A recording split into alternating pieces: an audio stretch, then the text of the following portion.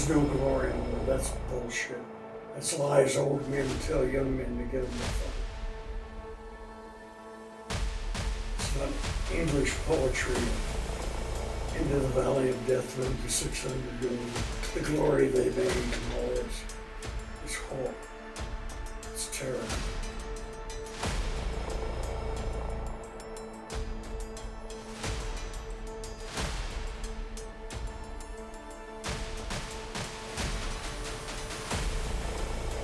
We were treated so shittily and shabbily by this country when we came home that we decided that it was basically a go-to-hell attitude.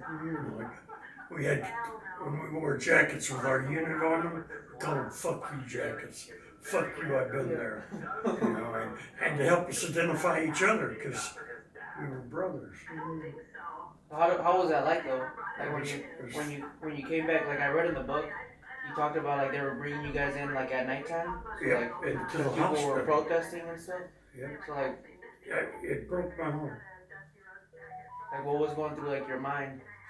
What the fuck is going on? You know, I grew up around the World War II generation, and they were my heroes, and I wanted to be like them, and I wanted to serve my country, and I thought I was fighting for my country, fighting for people's right to say no.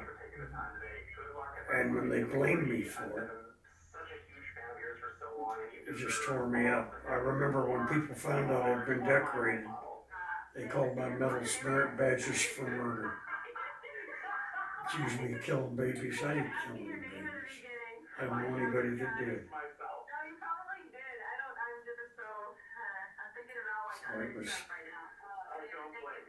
caused a lot of separation in my own generation, and we caused some fights.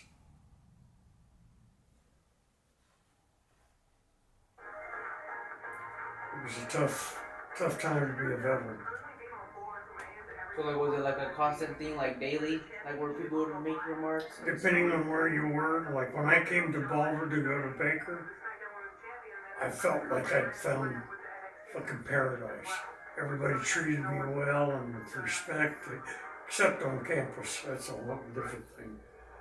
There were some people on campus that were really heavy into the peace movement before I was, and they tried to give me a hard time, and I just wouldn't have it. And they decided it wasn't worth it because I offered to beat their ass.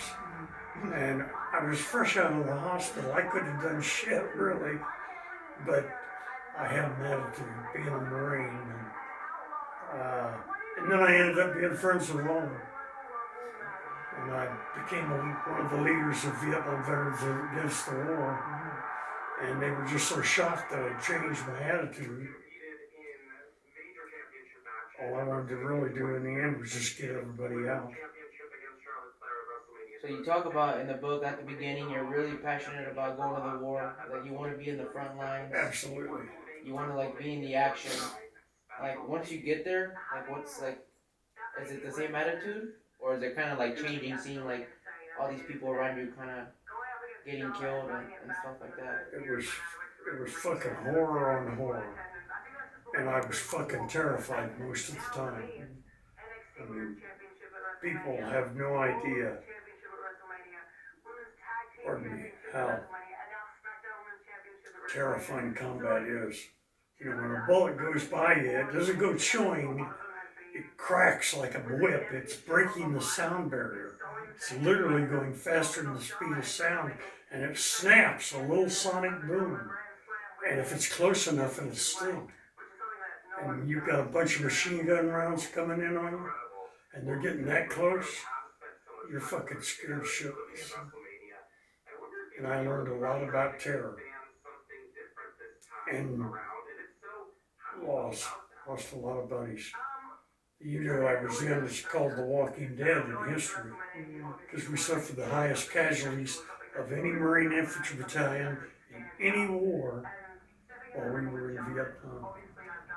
And I knew, I loved those guys, they were my buddies, you know. So when you joined The Walking Dead, yeah. Did you know there might be a chance you might not come out alive? I figured that the odds were against it. I accepted my death early. I did not figure I'd be disabled, and that was a shock. But they shot me clean through the chest, so I was sure I was dying when I was shot. And I just thought, well, this is my destiny here. I remember wondering if my life was going to pass before my eyes like it does for people in movies and in their books, and it didn't. But I knew that I just turned 19. I went in the Marine Corps when I was 17. It wouldn't take long if it did. It would be fucking fast forward. Mm-hmm. I thought, God damn, I don't have many memories. Or like when you were there, like in action, like were you regretting your decision? Like when these bullets are going past you? No, I mean, like you're scared, I would have like, given anything to get the fuck out, Yeah. But I was with my buddies, and I was proud to be a Marine, and I was right where I felt like I was supposed to be, and I say I'd have done anything to get out, but I don't think I would have taken a ticket home just because I had to stay with my buddies and help. So when you're in there and like because I don't know how it works in like combat. So are you there like 24/7? You're on the battlefield, or do you guys like go back to like base, regroup, We're out in the re-strategize? jungle, walking through some of the heaviest jungle in the world, climbing mountains, fighting in the hills, fighting in the jungle, and we might be out for 30 some odd days. Your clothes would rot off. You get immersion foot and you're covered in jungle rot sores, which within 12 hours, if you scratched a mosquito bite, which you had hundreds of, you would have a pus-filled sore like a boil. And the ants and all the different bugs and the deadly snakes, king cobras, bamboo vipers, tigers. You guys saw some tigers there? Yeah, I walked right up on a tiger one day. Scared the shit out of me. I was so scared I couldn't shoot him. If it had been a man, I'd have shot him instantly. But a fucking tiger, and there weren't any bars between us, I was fucking terrified. In fact, I was stuttering. I was so scared. And he was all hunched down, getting a drink. I was in a stream. We were hiding from the NBA and walking through a stream so we wouldn't leave a trail and we could walk quiet. And I came around a corner in this stream, and there's this tiger all hunched down, and his shoulder blades were way up high because he was squatted on his belly to drink water out lower than him. And they looked like mountains. I mean, tigers are real big, really big. And he turned his head around and straightened it out. I couldn't do it myself. Turned his head around and eyeballed me, just fucking eyeballed me like, okay, asshole, what are you gonna do? And I didn't do anything. I was frozen, scared stiff. The only time I was ever scared stiff. And then he stood up real slow and leapt across the stream in front of me. And you know those black stripes? Yeah. They went by me like fist posts on a highway. Just and he took off into the jungle. Didn't threaten me, didn't do anything, just said, okay, I'll leave. And so the tigers, we had to worry about them because they found out they could associate gunfire with fresh meat, and you didn't have to work for it. They would come and kill the wounded and eat them and eat the dead Vietnamese that we would leave behind if we weren't doing other things with them. Sometimes we loaded them up into helicopter slings, and the helicopter would fly over an area of known NVA encampment and dump bodies. Really? From the air? Yeah, to scare them. Have it rain dead North Vietnamese soldiers. It was a savage war. Yeah. That was like standard protocol? Or is that like something that... It's what we used to call SOP, Standard Operating Procedure. I only saw it done a couple of times, but other guys have told me about it too. So. but we weren't walking around killing civilians. We weren't. We did burn some villages, but only when we were certain they'd been helping the NVA. But we didn't kill the people. And no babies. Marines love kids.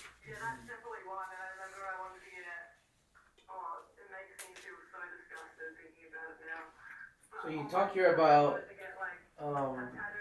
your drill instructor Gardner and his incident that he had in basic training, where he beat up one of the recruits for like talking back to him and like calling him these derogatory terms. Yeah. What was the feeling like when you found out that he went to Vietnam and he was killed in action?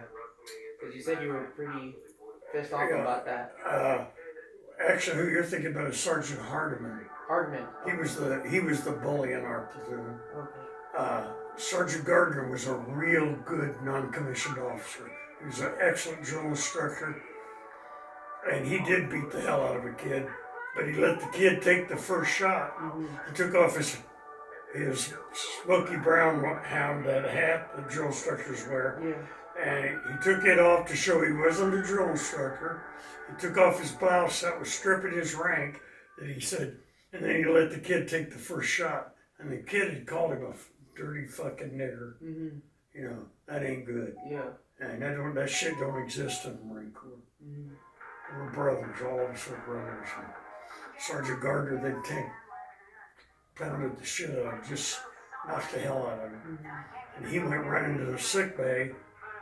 And Sergeant Gardner had sent him to sick bay, and he ratted Gardner out, and then they sent Gardner to Vietnam.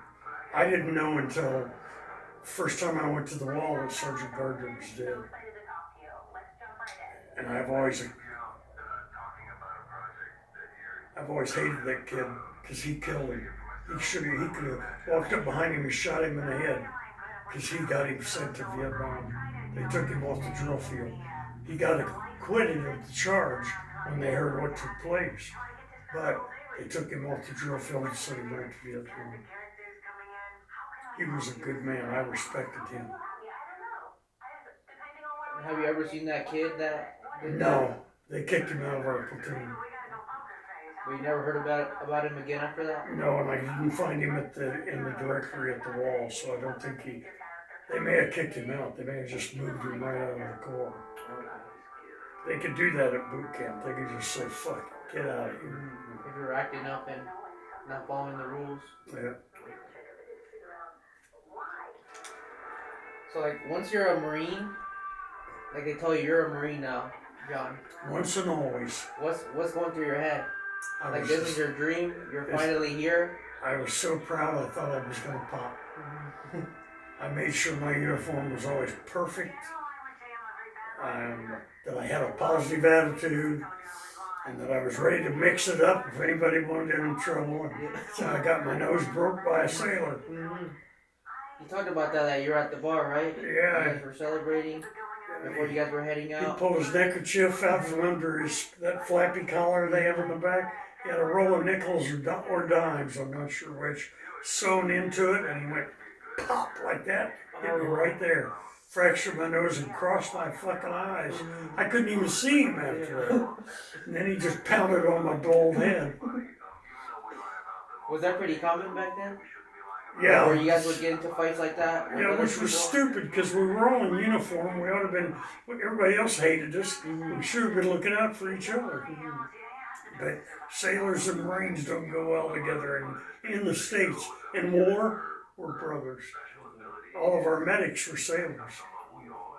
And we loved them, and they were the bravest men on the battlefield as far as we were concerned. In fact, when I was shot, I was probably one of the first 10 people shot in the ambush. And both of our corpsmen were shot before I was, trying to get to the wound. So tell me about that. You said, I remember the book you were talking about, you knew that day that you got ambushed, that there might be something going on. I knew it was my last day in Vietnam. I thought I was going to be killed.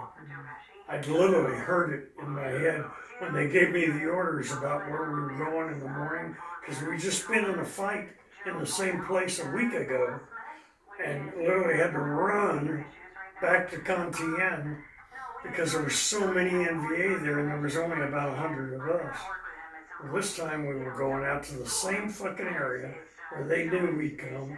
We ran into the NVA on the way out there, so they knew we were coming, had time to set up their ambush, and it was a regiment of NVA against a company of Marines, maybe 100 of us, and a few hundred of them. And their weapons worked, ours didn't. And that was a shock when our country took our good rifle away from us and gave us that piece of shit. It was 16. So what was that like when they take away the gun that works perfectly fine? You never had any trouble. Never. And they give you an M16 and it doesn't work. It felt like a betrayal. And it was terrifying to have that rifle stop. When the other guy's carrying the best assault rifle in the world, he's got an AK-47. They always work. And can you guys, if like your gun stopped working, could you go and like, say you killed a MVA, could you go pick up their gun and use it or no? If you could get to them, you could, but you took a chance because a lot of time in a firefight in the jungle, as soon as you hit the ground, you can't see the guys next to you. A few feet away and you can't see them because of the jungle foliage. So you fire an AK and you shoot the sounds because you can't even see the enemy most of the time. So you're just shooting like where you think the sound is coming from. Yeah, You really don't if see that's an anything. AK, that ain't ours. Yeah. And you can tell the difference. Oh yeah, the varies. They have a totally different report. So like talking about that same day you got ambushed, like how was the day? Like was it cloudy? Was it sunny? Like take me like through the day. It was cloudy, but we were in double canopy jungle, which means the trees had grown over together twice. And so it was like twilight in the jungle. And we got into the jungle before they ambushed us. And we knew what was going to happen because our captain, our lieutenant were new and they wouldn't listen to us. We said, they're going to ambush us, you're going to kill us all. But they said, that's an order. And the Marines follow orders. That was their reaction? Like, that's an order, like get to it. Yep. And they're around your age or are they a little bit older than you? The lieutenants were in their mid-20s, and the captain was probably 30, maybe So 28, pretty 30. young. Yeah, and we were all teenagers. That's crazy. And are they going into, when they give you these orders, are they going with you too or are they staying back? Our lieutenant went with us, but he was so new, and it was a horrible ambush. It was a perfectly set up ambush, a U-shaped ambush, which meant they walked us right into the middle of it before they opened fire, and they were very close. The guy that shot me went any farther away than that door, and I didn't see him. He had his gun so well camouflaged. And then they just shot us to pieces. They killed half my platoon. There was 30 of us. Only like 15 made it out? Yeah. Really? And most of them were wounded, all gunshot wounds. We were so close together, neither side threw a hand grenade. That's what we call those brawls. And it's terrifying to be in a firefight with automatic weapons that close. But the NVA's motto was when you fight the Americans, hang on to their belts, which made it as close as they could before they would pop the ambush, because then we couldn't call in jets. And we couldn't call in artillery, which was our strong point. We just had to match them weapon to weapon, and our weapons, we couldn't count them. It's terrifying shit. So what's going like through your head once you, like, you said you didn't feel the bullet once it went through you? No, I felt the worst pain in heaven and earth. I felt like I'd been hit in the chest by a train. First round hit me in the chin. I didn't feel that one. It hit me and I was unconscious. Did it go through you or no? No, I think it was a ricochet because it hit my chin, fractured my jaw, and went up through the front of my helmet. When I came to, I was laying on my face, and my hand was up under my jaw. I felt like my jaw had been shot off. And there was blood. Facial wounds bleed a lot. And the blood was just pouring down my arm and off my elbow on the ground. And I thought, oh, Musgrave, you are truly fucked. But then when my first Marine buddy came out to get me, He reached under my arms and grabbed my shoulders and pulled me up onto his legs so he could pull me back to cover. And he was risking his life. When he pulled me up, I could see the machine gunner then, because when he fired that first burst at me, he shot his camouflage away. And I saw him trying to line the sights on me to shoot me again. And I knew he was going to shoot me. And when that Marine lifted me up, he lifted me right into the line of fire. And the guy fired and shot me twice right here. And I felt that, and I screamed and screamed. I screamed so much, I didn't even know it was me screaming. My body and my mind couldn't keep up with each other. And I was screaming and wondering, my God, who's hit that bad? And then I caught up with my body and I realized it was me. And I knew if all that screaming was just going to make it harder on my buddies. Because it's when you're hit like that, you've got a near fatal wound makes you scream differently than any other. I mean, because it does so much damage in your body. It vaporized 2 of my ribs, took the top right off my left lung, had a fist-sized hole in my chest and out my back between my shoulders. One of the bolts hit my spine, or one went out my back. And I told myself, shut up. And I stopped screaming. And then I just thought, I've got to pray for my family and my buddies. And I thought, well, I was right. This is how I'm dying. I just didn't want them to come out and cut me up. The Vietnamese would mutilate or torture our wounded. We paid them back, but we didn't do that. We wouldn't do that. That was below us. So when they tried to surrender us, we just killed them. Payback's a motherfucker was one of our bombers. And when you're hit like that, and you're saying that they're like dragging you, dropping you, dragging you, it's like the firefight still going on. Oh yeah, it's they were chasing us. They gave us a pathway out of the ambush because they wanted us to make it to the company perimeter, because they knew that the company perimeter would call in helicopters for us, and after they shot us to pieces. I know that they made the decision because they did it all the time. Why just shoot all these guys on the ground when we could shoot down helicopters coming in? Helicopter makes a bigger boom for your buck. I remember when they finally put me on the bird, pushed me under the port side gunner's feet. I was looking up and the engine on the C-34 was right over your head.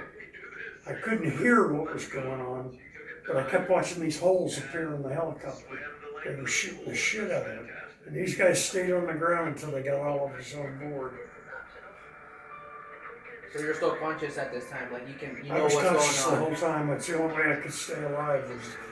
I could only breathe in little gasps because my pleural cavity was pumping full of blood, and I was fighting to keep from drowning in the blood that was wanting to pour into my good lung. And I had to try to keep on my left side because that's where the rounds hit me. So I had to I knew from my training, if you're shot in the chest, let gravity be your friend. Now that my legs don't work, gravity's no longer my friend. So I had to roll up on my left side. I was thinking very clearly. And so that the gravity would pull the blood out the hole and it wouldn't collapse my good lung. But just gasping, little tiny gasp, and I could only talk by puffing out air and trying to say words. And the only thing I was scared of was killing my buddies, because I knew they'd keep coming for me, and so did the gunner. He killed 2 of my friends. The one that shot you? Yeah. And then one of my buddies got him and killed him. Which I respect the guy. I mean, if I could have killed him, I would have. That's why that book's called Notes to the Man Who Shot Me. I wrote him a poem later to say, you know, no foul, no crime. That was a big step for me, because I felt like I killed my buddies because they died because they came from me. Worst thing that happened to a Marine is to feel responsible for killing another Marine.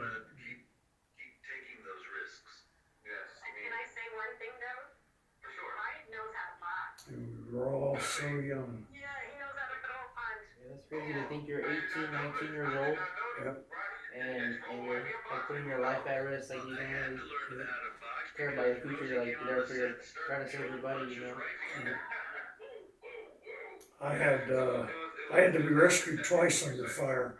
2 of my wounds, I had an Navy corpsman come out and save me, and he was later killed when we were bombed by our own jets by accident. It was heartbreaking. He was one good friend. And when I was shot, I remember when I was 17 years old and I signed the papers volunteering for the Corps and the infantry in Vietnam. And when I signed the commitment paper, it wasn't lost on me that I might be signing my obituary. I always knew that was possible. And the more I saw, the more combat I was in, the more I realized that the odds were just stacked against us. So when you joined, was it 1 or 2 years already into the war? We went in force. My unit went in 65, okay. And I went in 66. I went into the Marine Corps in 66, and 1967 January I got to Vietnam. So like between those 2 years before you went to Vietnam, was there already like mass casualties and like all this resentment against the war as well? It was just starting. The peace movement was just getting fired up. I saw one protest before I left for Vietnam. While I was there, it exploded. And we were always getting the news. They gave Stars and Stripes newspaper, which was the newspaper of armed forces, so it wasn't real objective. But we were reading about these protests that would have thousands of people out and thinking, what the fuck is happening back there? And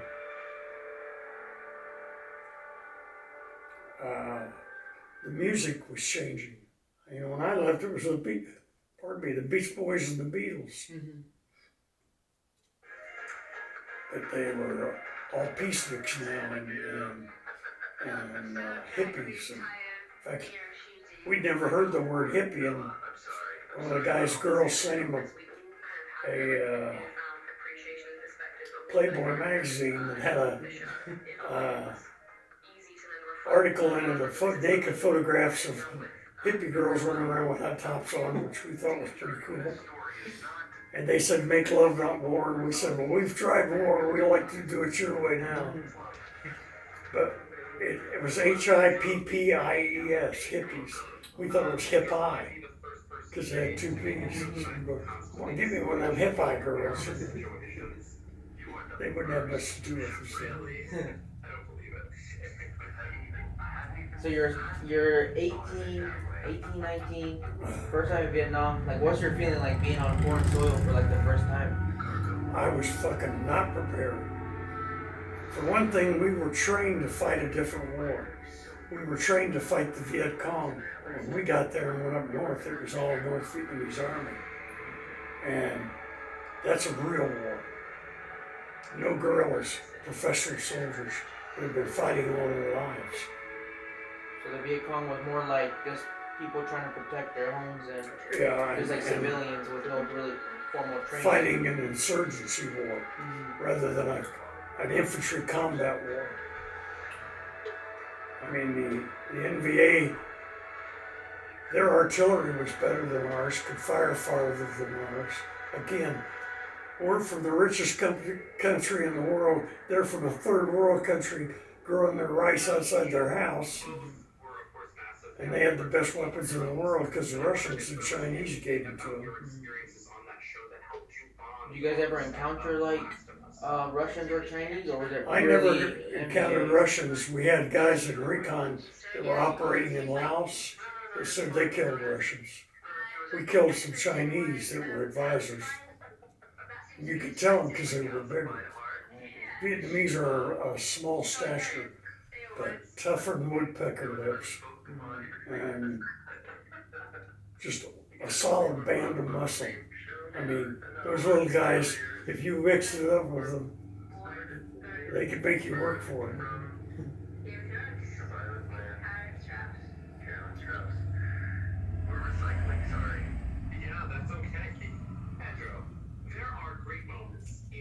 I learned to spell infantry, M-I-S-E-R-Y, because we were just suffering all the time.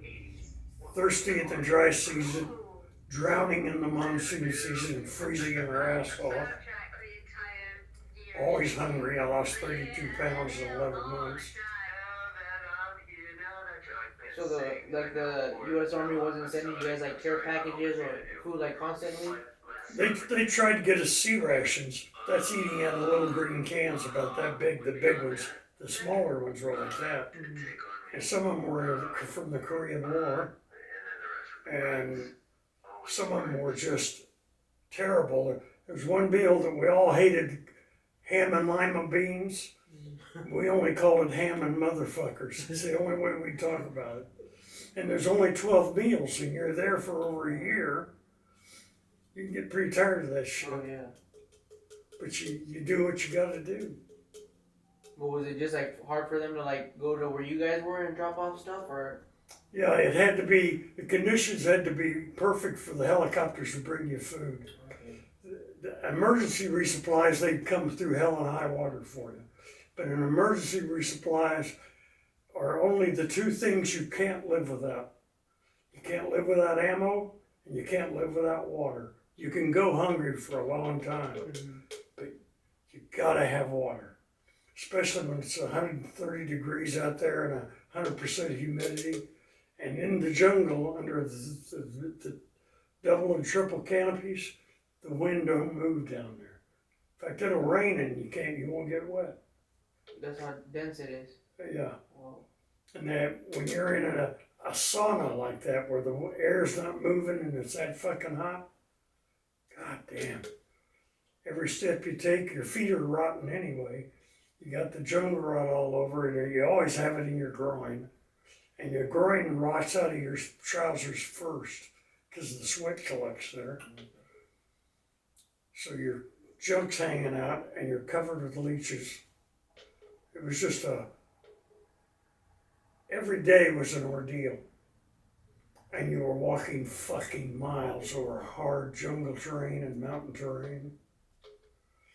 And oh yeah, there was all those guys that wanted to kill you. Mm-hmm. And they laid a lot of mines. Tell me about that.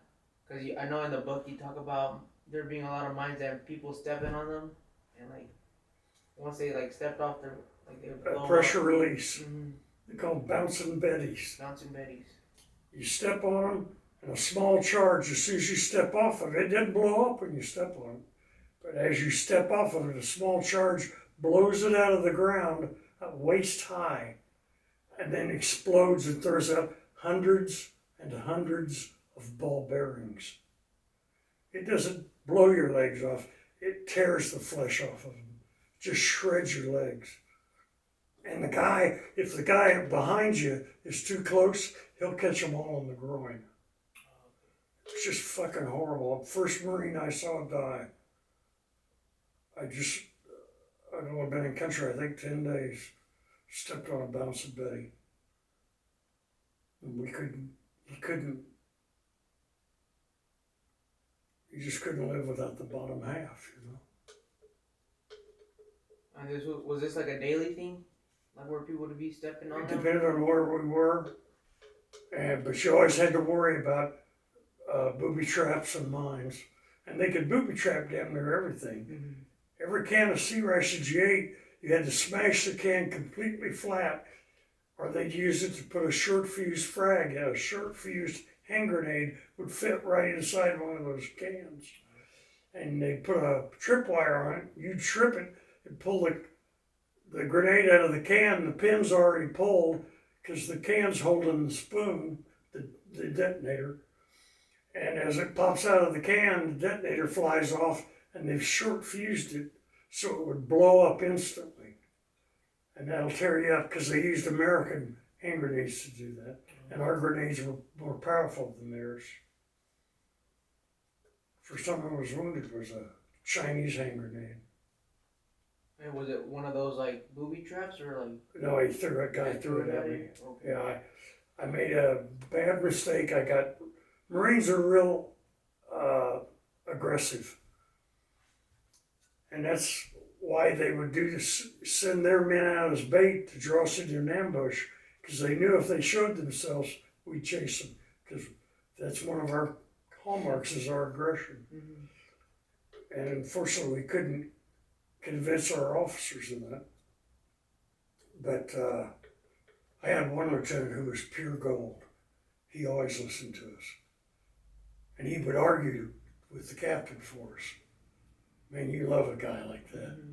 Because you knew you were safe with him. Yes. He wasn't going to put you in danger. Yep. Was that and right? I walked point. So when you're walking into to what you know is going to be an ambush and you're on point, that's pretty fucking scary. Mm-hmm. You especially talk about in the book, like walking point at night. Like you can't even see anything. Like were you more scared at nighttime or like in... I was always more scared at night. Because I couldn't see shit. And when I was wounded the first time, almost all the hearing in my right ear was gone. I hear nothing but screeching in my head 24 fucking hours a day. That's why I can't sleep sometimes. To this day, it's there all the time.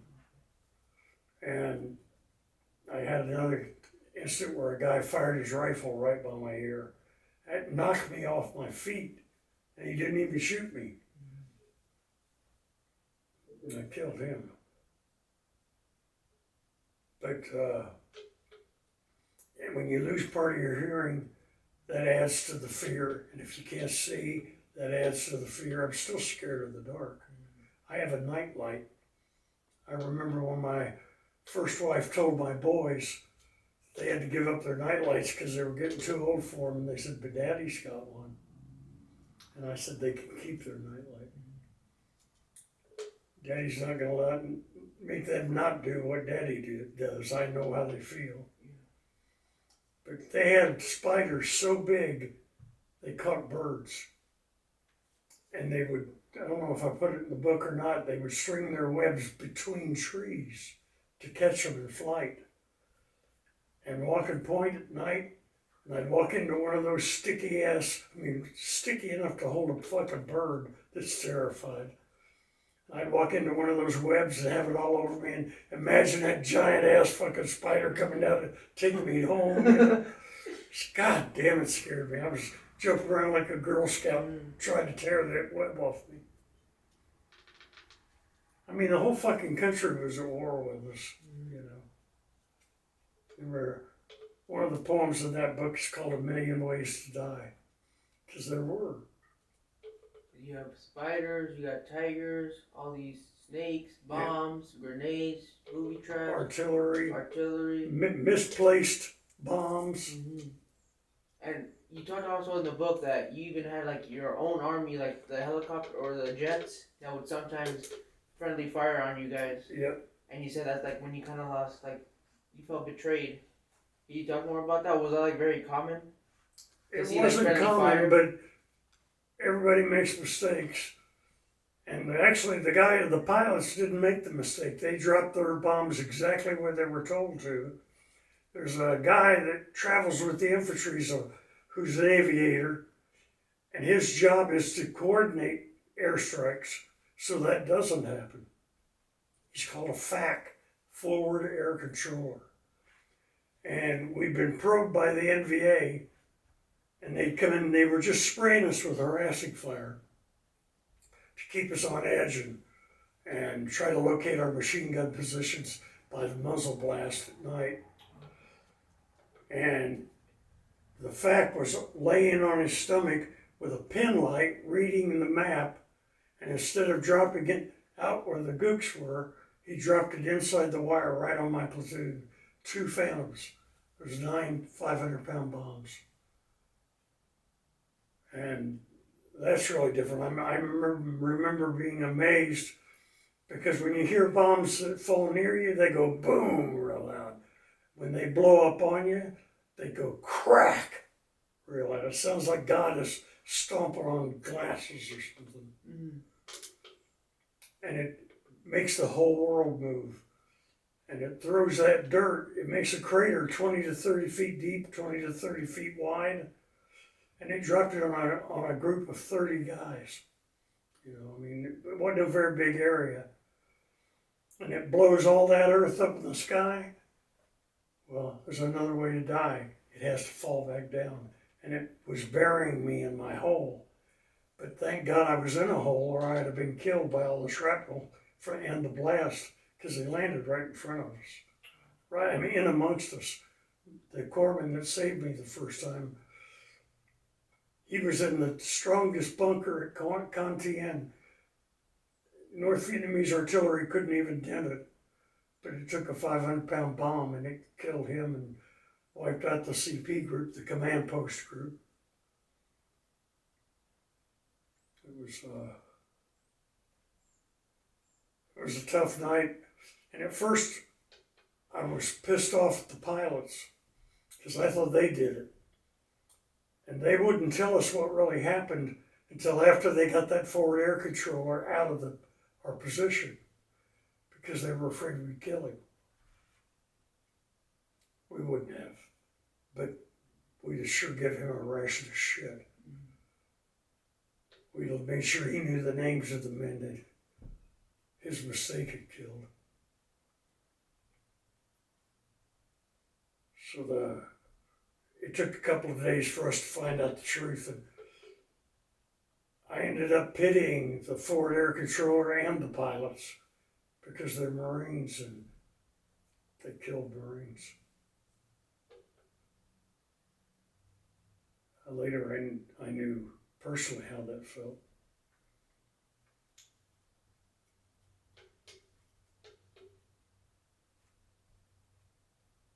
Are we taping this? Or? Yeah. Oh, okay. Is that okay?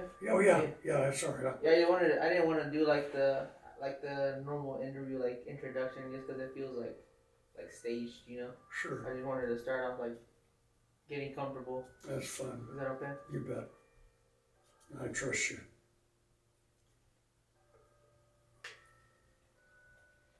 So now I kind of want to get like your perspective, like on like what was like the feeling. I know in the book you talked about it, but like what was the feeling when you killed your first enemy?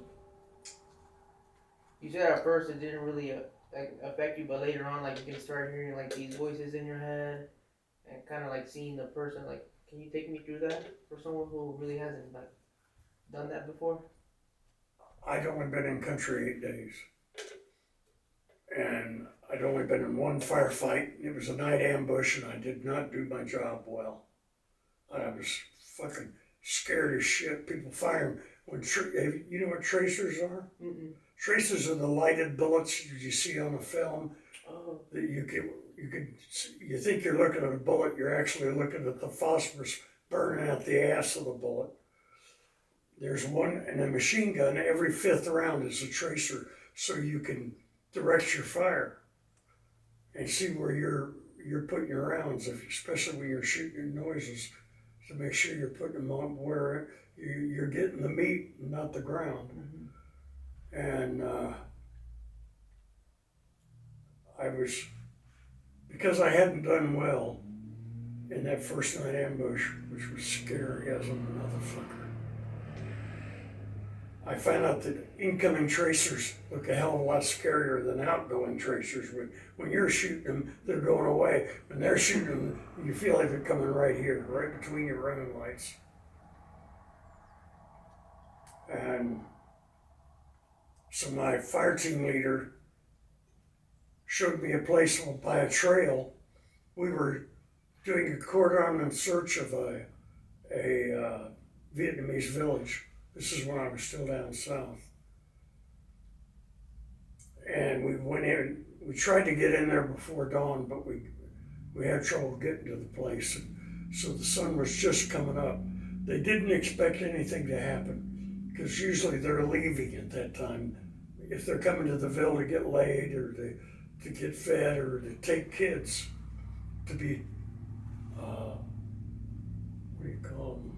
People that carry packs and things.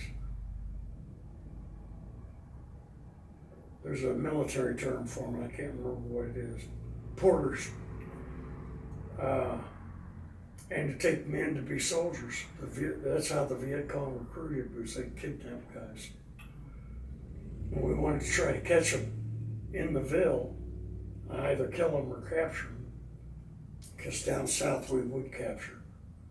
North never happened. But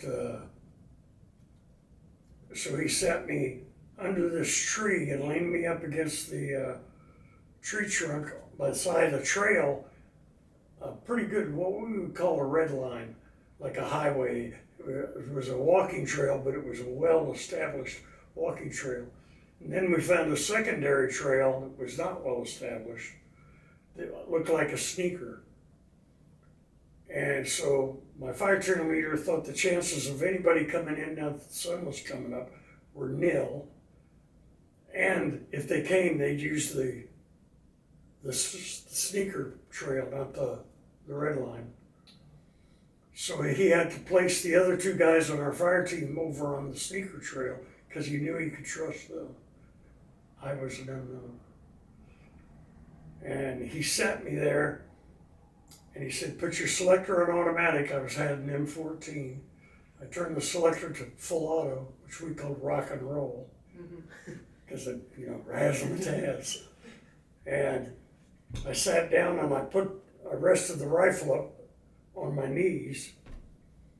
And then he went over about 10, 15 meters and set the other guys on the sneaker. And I heard something and I looked down and I saw a man walking towards me, and he was obviously VC. He had an M1 carbine, an American carbine, draped over his neck by the sling, and a pack. I was so scared to actually be seeing the enemy for the first time in my life. I could actually see him, that I had sensory overload. I was getting so much new information so quickly, I couldn't process it all. I didn't realize there were two other guys behind him, and one of them had a grease gun, a submachine gun. And I didn't even see them. I didn't see them until they ran away. And he's coming up the trail, and I'm sitting there right off the trail. And I'm going, oh my God, I'm gonna have to kill this man. I've been fantasizing about killing people since I was that tall. All my cowboy heroes killed people. All my soldier heroes, all my cop heroes, the cool bad guys in the movies, they killed people. Real men kill people. I wanted to get a kill before I was ever confronted with it. And suddenly I didn't want to get one. So I thought, I'll let him walk by. And then I thought, well shit, I can't do that because you'll surprise my buddies. They think this trail is covered. But I was still thinking about doing it because I was that scared. I mean, I'm a kid. And he had to come up a hill to get to me. That's why I saw him farther away. And there was one break in the path there that he had to step up. So he had to look down to step up, place his foot to be able to step up with the load he was carrying to make sure his feeding was solid. Pardon me. And when he did, he looked down and looked me right in the face, right in the eyes.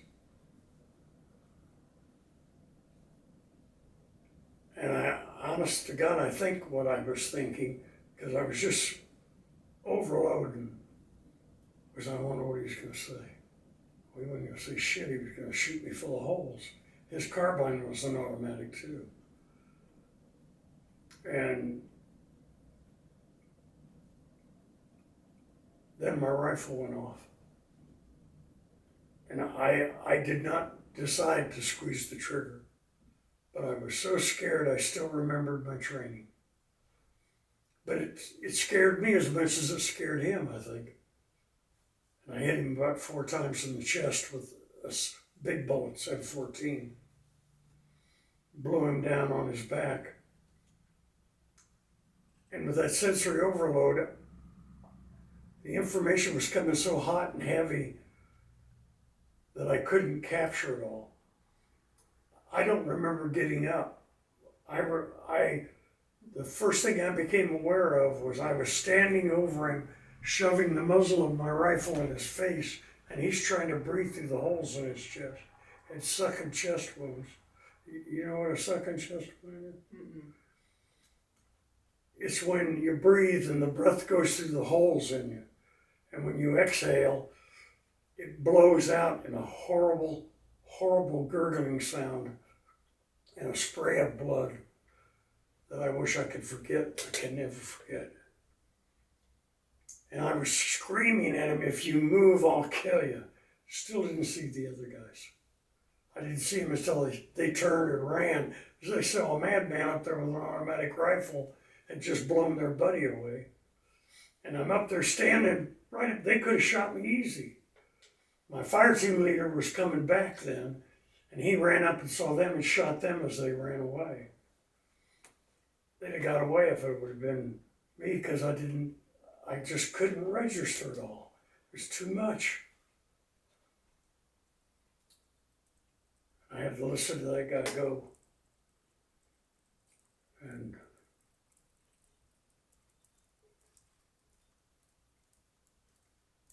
I watched the light go up in his eyes, you know. His soul couldn't hang on any longer. I thought, oh my God, I've killed a man. I can go to hell for this. You know, I was raised very religious, or I could go to prison. It wasn't what I thought it would be. I wasn't excited. I wasn't proud. I was just fucking freaked out. I was just a little kid that wanted my mother to hold me and tell me, don't worry, you'll never have to do this again. When in actuality, I knew this is the business I'm in. This is the life I chose. This is on me. And I couldn't help but wonder if he had any kids.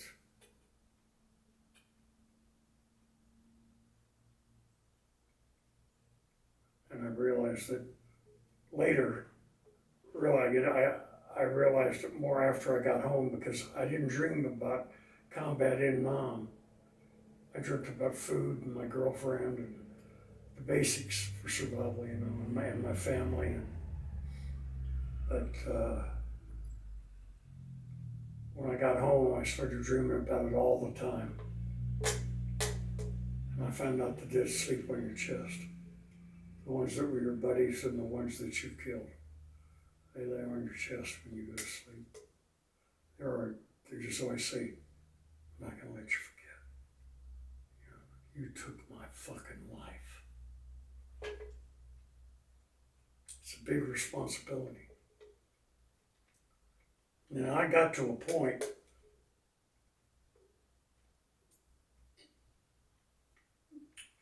I grew up in a totally segregated community. I'm a Southerner. I'd never met a black man or a Hispanic or a Jewish person until I went in the Marine Corps. It was part of my great adventure, as I was going to meet the rest of my country, because I was eager for that, and I wanted the Marine Corps to make me pure. You know, there's only 2 colors in the Marine Corps: forest green, the color of our uniform, and the color of our blood. Every Marine is your brother. And they wouldn't tolerate racism, and I loved it. It was just liberating. But after I killed that guy, it was just a couple of days later, I saw that young Marine step on the mine and watched him die. And I turned to racism to save me. I'm not proud of this, but I learned that racism is taking a subject and turning it into an object. You don't owe an object anything. You owe a subject lots, a fellow human being. But an object, shit, you know? You can do anything to an object. You can shoot it full of holes. You can blow it up. You can stab it. You can crush it. Don't mean nothing. Ain't like they're human. And I embraced that to stay sane. And then all I did was talk about gooks. It took a long time to get out of that habit, I'll tell you. After you killed the first person, and like all your buddies come back, are they like celebrating with you? Yes, they were real happy for me. They gave me the clip out of his rifle. Said, "Here, you earned this," which I still have because my buddies gave it to me. And later we had to search the dead. Anybody you killed, you had to search. You had to go through their pockets, take their mail, take their pictures, their family pictures and all. Yeah, I mean, it's hard to deny they're human when you see them with their grandparents and their folks and their kids.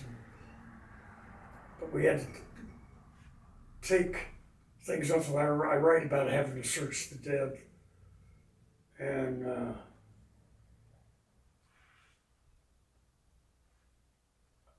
I wasn't told about that in training, that I was going to have to be violating these guys after I killed them. So you told yourself you were shopping. And you would take all the neat military stuff he had and keep it. I mailed lots of shit home, North Vietnamese equipment. And I got to a point where I was excited about killing them because I was so fucking scared of them.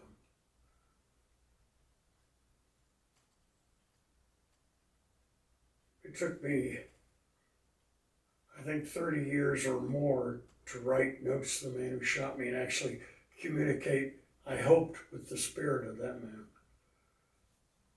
because I was still so scared of him.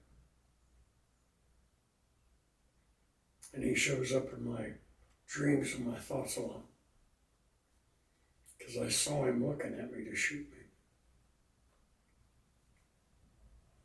And I just have to keep reminding myself that I had more in common with him, and he had more in common with me than we did with the men who sent us to kill each other. War sucks. I believe if you tell the truth about combat, you can't help but cry out against war, because there's nothing about it. There is no glory in war. That's bullshit. That's lies old men tell young men to get them to fight. It's not English poetry of into the valley of death rode the 600, the glory they made and all this. It's horror. It's terror. And being a teenager is too young to be taking people's lives and watching friends die. The oldest man in my platoon that wasn't a career Marine was 22 years old, and we called him Pop. Can you imagine him, 22? Really young still. He was so much older than the rest of us. He'd had a year of college before, he said, cheap beer and easy women, got him failed out of school and he had to go in the Marine Corps. And he'd been laid. Holy crap, what was that like? And all of us said we had, but most of us hadn't. Because we're just fucking kids. And he'd owned a car. What the fuck was that like? Because we were working class kids. A lot of us joined the Marine Corps just so we wouldn't have to go in the Army. Because the draft was sucking through our neighborhoods, working class neighborhoods, working class and poor, was sucking through the neighborhoods like fucking vacuum cleaners. And I knew one thing, I didn't want to go in the Army. I had to be a Marine. It was my ultimate challenge. I was a skinny little kid, I wasn't an athlete, but I knew I had steel in me. And I wanted to fight for my country, like my dad did in World War II. He went in the Army Air Force at 18 and was a pilot. And he's a lot smarter than I am. He could do all that flying stuff. But to be as close to him as I could in experience, I became a jumper. And I made almost 600 jumps. And that was after I was disabled. An internationally licensed advanced parachutist. My license is in the aeronautic files in Paris. That was a big deal because all I'd been hearing people say for years was, "You can't do that." And I went, "Oh yeah." You didn't think I could make it through boot camp either, did you? You know, improvise, adapt, and overcome. Marines don't give up. So is that what kind of fueled you when you were over there? Absolutely You right. said you guys wouldn't win the war, or you wouldn't Oh, be able to make it out of this. I couldn't imagine that we would ever lose. I realized we were losing after I'd been fighting the NVA for quite a while, because we were fighting in the same places over and over. And they'd been digging ambush positions for decades, because they'd been fighting for a few hundred years for their freedom. From the French, from the Japanese, from the Chinese. They defeated China 3 times in their history. But war is a real estate business. You have to take property from the enemy and deny them access to the property and the natural resources and the position and the topography and all of that. You had to take that away from the enemy, like landing on Normandy Beach in France and fighting your way across Europe until they had nowhere else to go. But we were in the meat business. You don't win wars just by killing people. All you do is get more people killed and prolong the war, because you're going back to fight in the same places over and over again. And that was debilitating. I mean, that hurt my morale when I was going to a place that I'd already been under fire several times at. And I knew as soon as we got done killing them, we'd leave. And they'd come back, and we'd come back for the same fucking dirt. That's the way you lose. And it became obvious to us that they weren't letting us win. And you had casualties like we had. It was hard to stay motivated about it. Except the hatred, you know. You hated them so fucking much because you were so fucking scared that you just wanted to kill as many of them as you could. But at the same time, the ink was still wet on my high school diploma, and I knew we were losing the war to them. Because you can't win unless you take the crown.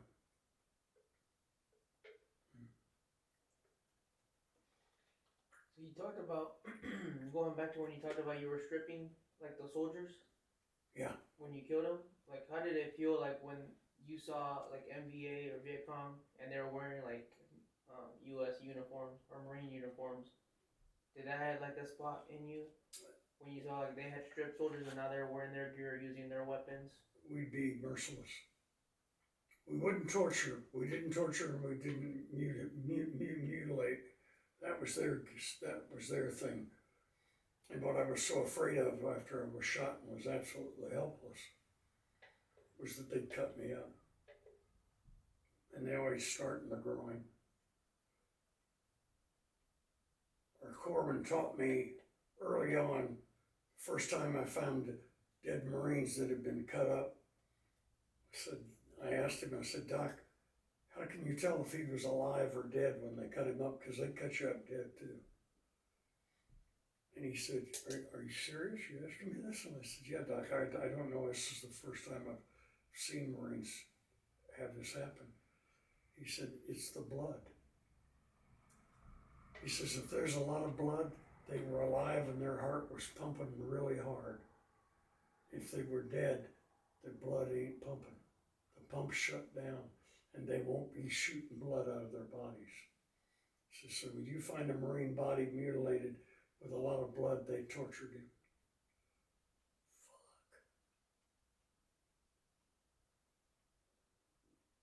I heard about that from World War II vets, especially the ones that fought the Japanese. But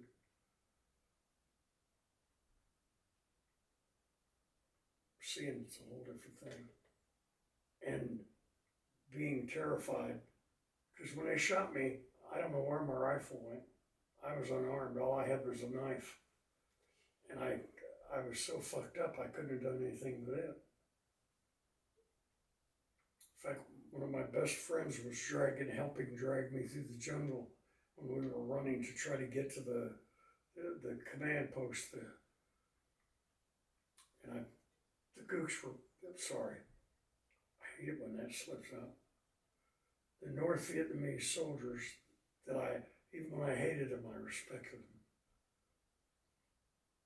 That were pursuing us, they would have to stop and drop us, and they would lay on top of us. They knew Leonard Blair and I were both dying because we were both shot in the chest, and you don't survive holes that big in you, And so Jim had laid down on top and then leaned up and was firing back at him, and I reached up with my one hand that I had to still work, because even though my arm wasn't touched, they vaporized so much muscle and nerves in my pectorals and my trapezius that I lost partial use of my left arm and hand.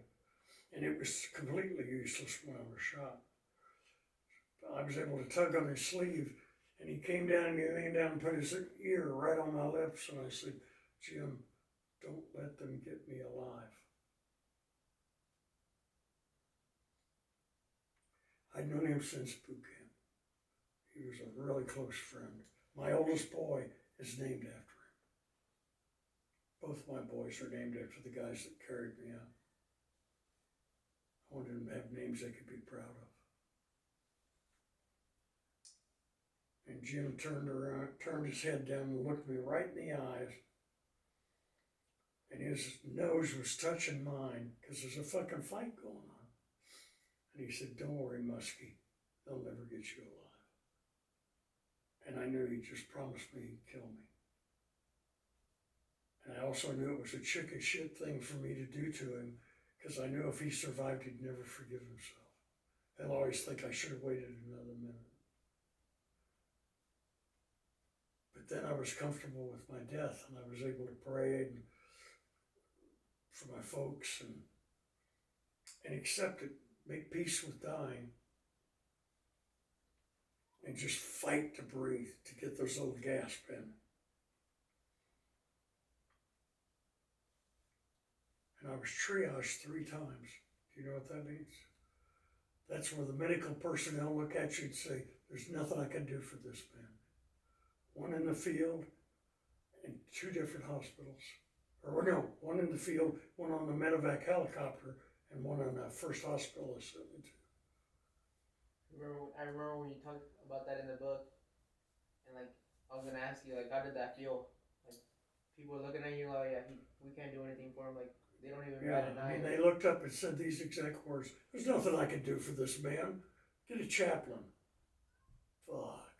Because I thought, when I made the hospital especially, I thought maybe I can make it. But still lucid, conscious, communicating. And then this doctor says that. I mean, they didn't, and if you're shot in the chest or the head, you can't get morphine. You have to eat the fucking pain because it subdues your respiratory system, and half of my respiratory system was gone. And the other was choking to death. And I thought, well, that's it. Here I come, God. But it did, my hopes got real high when they carried me off the helicopter in there. And then all I could tell you about the doctor that saved me was red hair and a bloody t-shirt, because they were bringing helicopter load after helicopter load from that fight with bodies and damaged teenagers. And he looked at me, and I looked him in the eye, because I was raised to always be cordial to strangers. So when he looked at me, I smiled at him and nodded. And he said the most beautiful words I've ever heard in my life, besides my kids saying, "I love you, Dad." He said, "Why isn't somebody helping this man?" And I thought, yeah, why isn't somebody helping this man? And he came over and he asked me my blood type, started blood right away, and as fast as they pumped it in, it fell out. And he said, "Marine, I'm sorry, I'm gonna have to hurt you." And I thought, oh, don't worry about it, Doc. I said, "I've already been hurt more than I've ever been hurt in the world." I said, it don't mean nothing. That's one of our sayings, was it don't mean nothing, to play it down. And he said, "No, I'm gonna have to cut you." And he cut a hole between my ribs and the bottom of my rib cage. And then he took a pipe, a big, heavy plastic tube, and jammed it in me like a bayonet, clear up into my pleural cavity, way up here to where the wound was, so he could drain the blood out and take the pressure off my good lung. And then I could start to breathe a little better. And I didn't think I had any screams left in me. And I didn't think I had enough air to make one. But I found out I'd been saving one scream, and I'd hidden it right down the bottom of my foot, because I felt it run up my leg, through my chest, and out my mouth, and I screamed like I did when I was shot. And I, honest to God, do not know where I got the air to do it. That was horrible, horrible pain. And he was apologizing and telling me how sorry he was. And he says, "I wish I could give you pain medication, but I just can't." But what he did do, like I said, Leonard Blair, my buddy, Black Marine from Oklahoma, was shot in the right side of the chest. And he was also expectant. We were the two worst wounded kids in the receiving at the hospital there at Dong Ha. And that red-headed Navy doctor got on the radio, and they had an airstrip at Dong Ha, and he ordered a C-130, which is a 4-engine prop aircraft that can carry a company of Marines, for Leonard and I to fly us to a hospital farther south, because they had thoracic, is that the right word for chest? What was it? Thoracic surgeons, that their specialty was working on chest wounds. Okay. And he put us on that bird. Each one of us had a Corbin with us and a big cooler full of blood. And every time we'd run one empty, they'd change the blood to keep us circulating. And they flew us clear down to Fubai, to Alpha Med. And they had the specialists waiting for both of us, and they saved both of us. And they hurt me a lot more, but that was inevitable. They had to do that. So I was out in the field in the ambush for a couple hours, fighting for every little gasp. And then a helicopter ride of about an hour. And then being in one hospital and being shipped out and then flown to another hospital was at least 45 minutes, maybe an hour, I don't know, where I was literally fighting to stay alive just so I could pray for my family. And my girlfriend, who I would later discover had already left me, she just hadn't told me. And I wasted some of my last moments praying for her because I thought it would be tough for her. Actually, she'd have been relieved because she wouldn't have had to face me then. From the time you were shot to like the time you're like finally stable, how long was that like process? I think I was about 3 hours before I was in surgery. And I was going through a lot of blood. So from the battlefield to the surgery, 3 hours? Yeah. If it wasn't for the invention of the helicopter and the airplane, I never would have got out of there because I'd have bled out. corpsman on the helicopter wouldn't work on me. He just looked at me and then looked at the gunner and went, and pushed me over under the gunner's feet. And that gunner kept me alive because every time he was holding my hand, not my left one, my right one, and every time I loosened my grip, like I was going to pass out, several times I thought I was going to pass out. And I knew if I did, that was it. And he would squeeze my hand real hard. And he's shooting his machine gun with one hand out the door of that helicopter. And he kept me alive on that whole helicopter flight just by doing that. I was so afraid when they took me off the helicopter, they had to take him with me. And he had to pry his hand out of mine. Because I thought, he's the only thing keeping me alive. You know? He could punch me in the nose, I wouldn't know him. He had a dark visor down, covered it to his nose, and he had a boom mic on his helmet, and his helmet made his head look huge. And I tried to find him after the war. I went to a helicopter crewman reunion in Texas, and they tried their best to figure out. I know who the unit was. They had it was a CH-34 helicopter, which was the oldest helicopter in the military then. Only the Marine Corps used it. And, sorry, getting a cramp in my neck.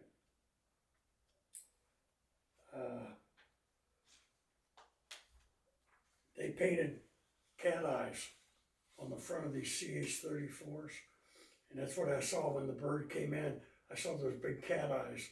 And they'd flown support for us a lot. And I knew they were good and they wouldn't leave us. So have you ever seen like any of the people like the surgeons or anyone like that after you had left already? No, it took me almost 50 years to find the surgeon that actually did the surgery that saved me. But it was 6 months after he died of cancer.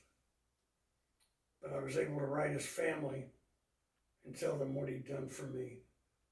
And that he not only saved me, like my buddies, they didn't just save me, they saved my 4 kids. And she read that letter to her children, the doc's children, on Christmas that year. And that made me feel really good. I told him that's what he did every day, just save kids like me. It was pretty amazing. And I'm the luckiest guy I've ever known. You know, a lot of hard things have happened to me, but hey, you know, I deal with chronic pain and the nightmares and all that, but if you're hurting, you're alive. You know, I've survived all of this stuff because of the valor of other people. I call that whole medevac process from the moment I was shot and my buddies came for me to the moment I went into surgery, and I had a whole bunch of surgeries in the hospital over a year. And that was a chain of valor that kept me alive.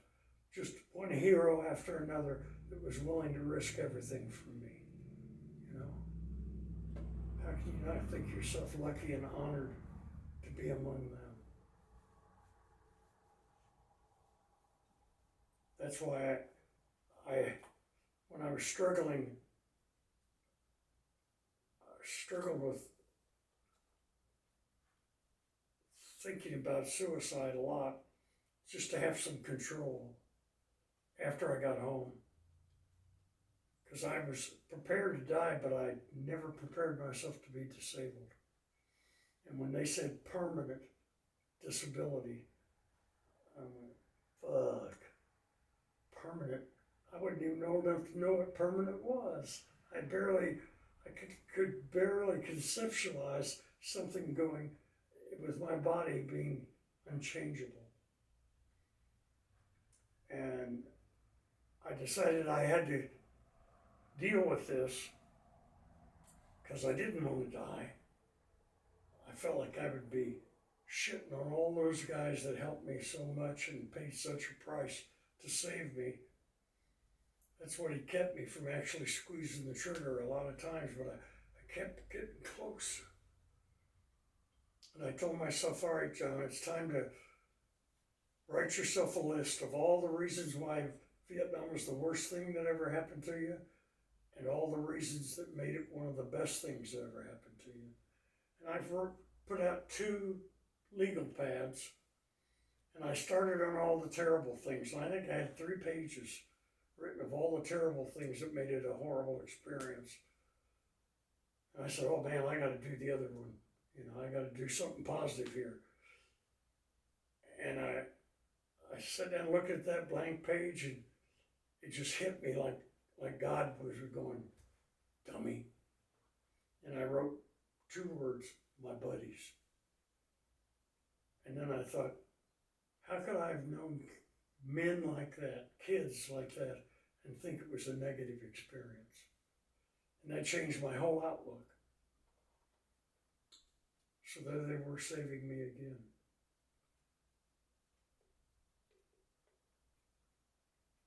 How long did like when you got back right to the States after Vietnam, did these thoughts like start lingering in her right away, or did it take like a few like weeks, months? To get home? Yeah. It took a couple of weeks because I was in critical condition during the trip back to the continental United States, that I had to be in surgery wards after only so many hours in case they had to open me up again.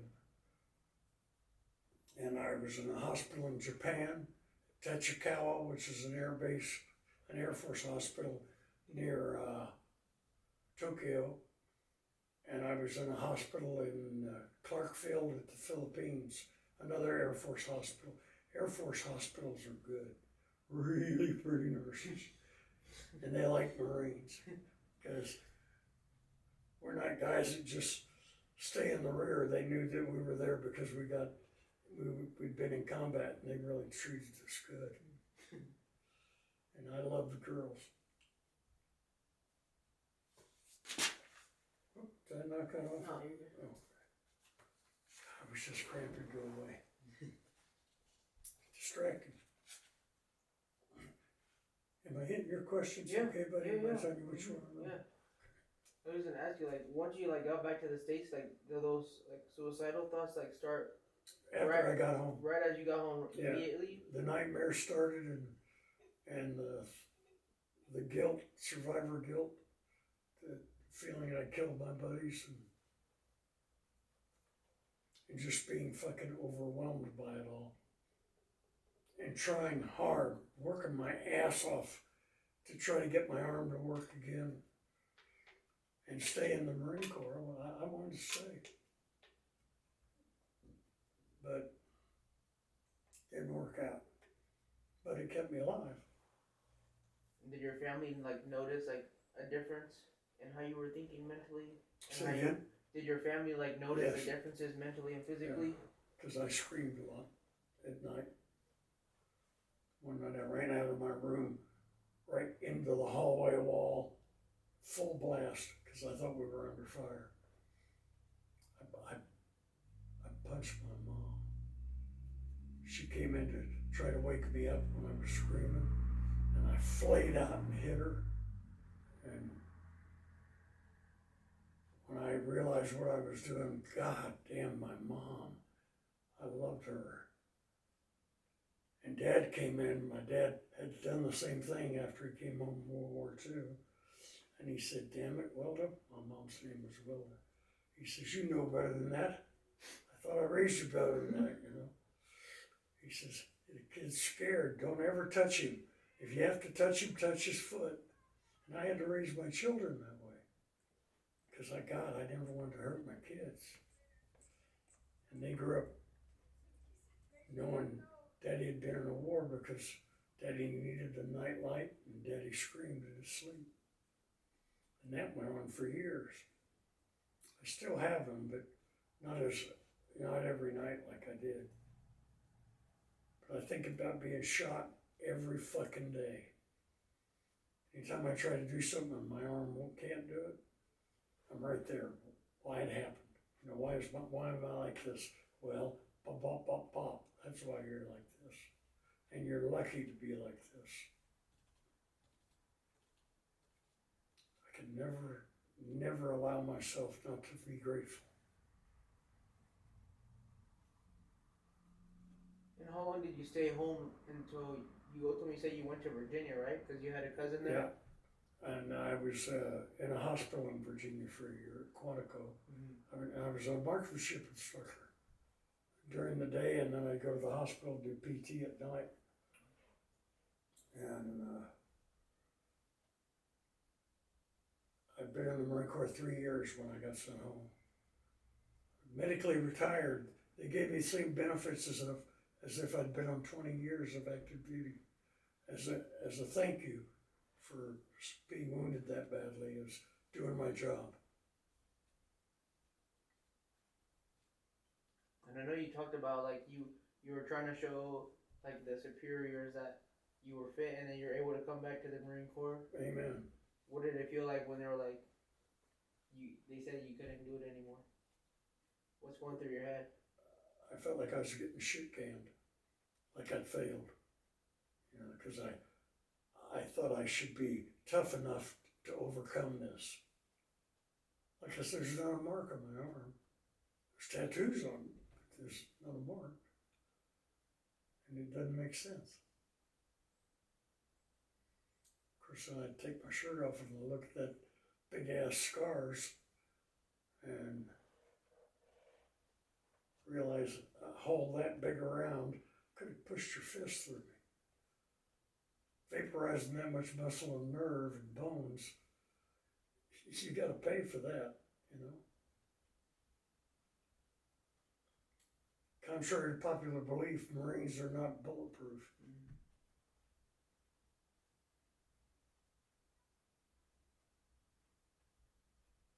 So once they tell you can't be in the Marine Corps, they tell you they can pay for your education. Yep. I found out I was eligible for vocational rehabilitation. That's for the severely disabled. And when they told me that I could go to any college in the United States, they would pay the full ride, give me an all expenses account at the bookstore, and pay me $400 a month to go to school, and the GI Bill was only $135. I couldn't have gone to school. And I never thought I'd ever go to school. I never had algebra. I never had biology. All the shit that everybody else takes for granted. All I wanted to do was get out of high school and go in the Corps. So I wasn't prepared. And I chose the most expensive private school in the state of Kansas over there. And the VA went, holy shit, don't you want to go to a nice state school? Well, I'd visited those state schools and they treated me like shit. And no, I did not want to go to a state school. You talked about your experience at KU, like when you were going there and like people were protesting or they would give you smirks. Yeah. Because And then later I protested there. Yeah. So how long did you actually go to Baker? Because I see that you actually graduated from Ottawa University. Yeah. I did. I knew if I ever left school for a summer, I'd never go back. So I stayed year round and I went through the summers and I did freshman up to my senior year in 3 years. And when I got myself in trouble here at Baker by saying I don't believe in your requirements, they wanted me to take 2 years of foreign language to get my degree in counseling, and I said, that ain't gonna happen. I set up a big forum on campus and a movement, the crime and punishment of language requirements. I said, I'm never gonna use it, I don't need it.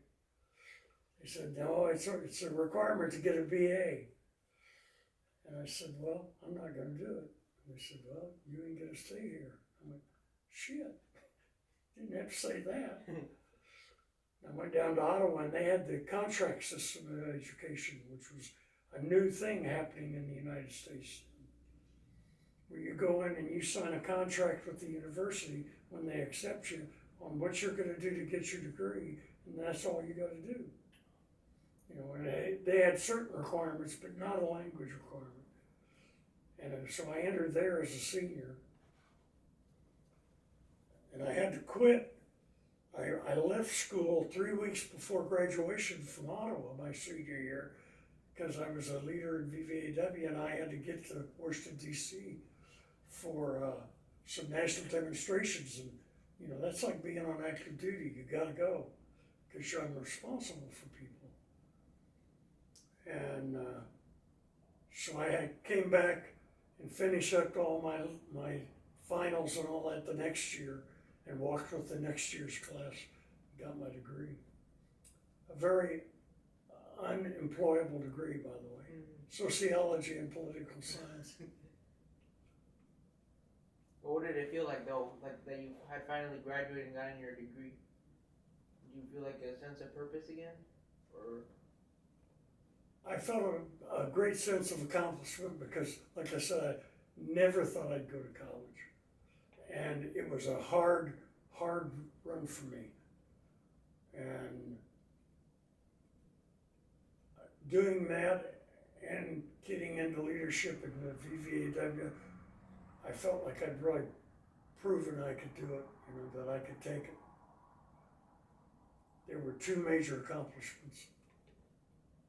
And so I was proud of myself. I gave my parents my degree. At graduation, I said, here, you guys have really earned this. You know. And how old are you by this time when you graduated? From 21. 21. Yeah. That's crazy. 17 to 20 in the Corps, and 20 to 21 in the, well, I was 20 when I got here. So I must have been 22 when I actually got my degree. Should have called me Pop. Mm-hmm. All that and you're still like really young.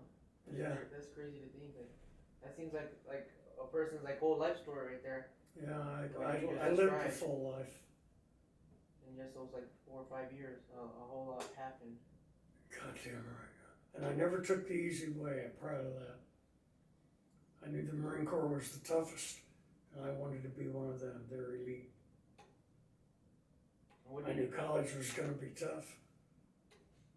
But Baker was a perfect school to come to because it's small, and I could call my professors at night, and they'd invite me over to the house to help me, because they knew my background was solid academically.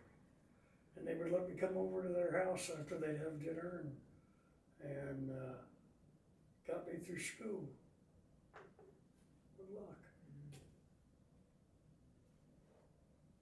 I'm the luckiest guy in the world. So you graduate, you get your degree.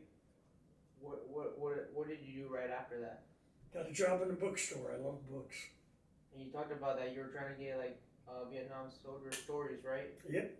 And you're trying to collect all the books and try to put them in there so people could like really read like what was going on. I've got hundreds of books at home.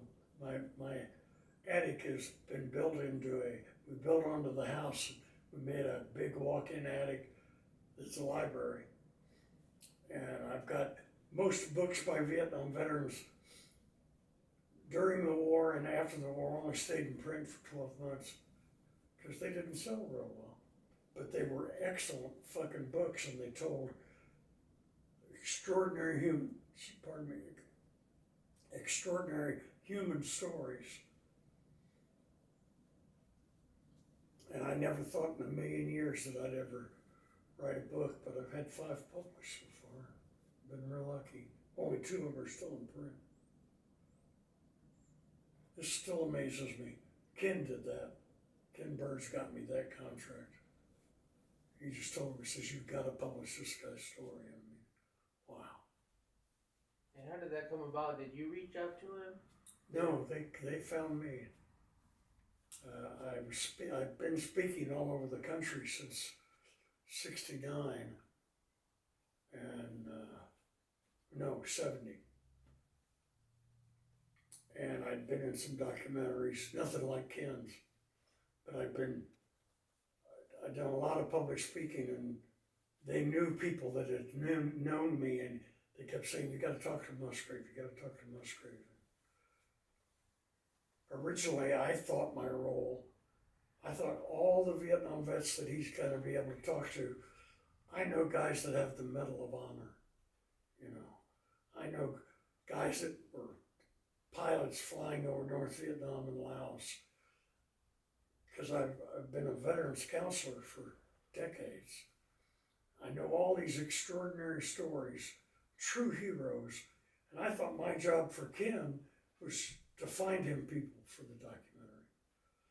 And I was amazed when Lynn Novick called me and said, "No, we want you."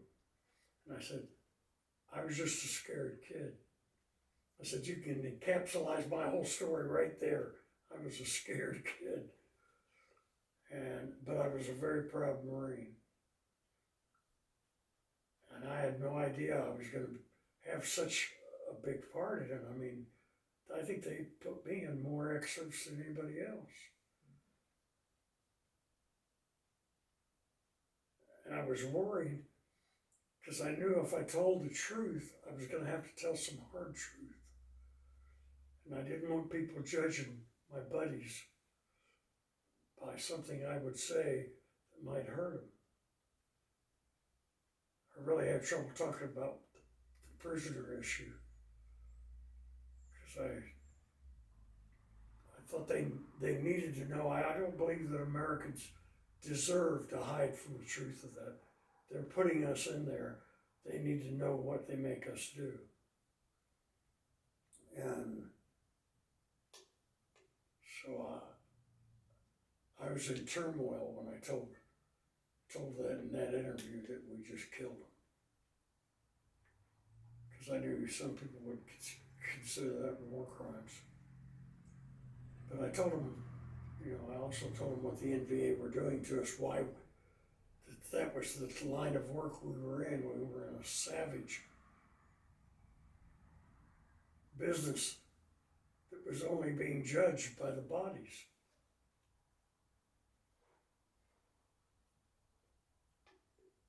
Tough line of work for kids.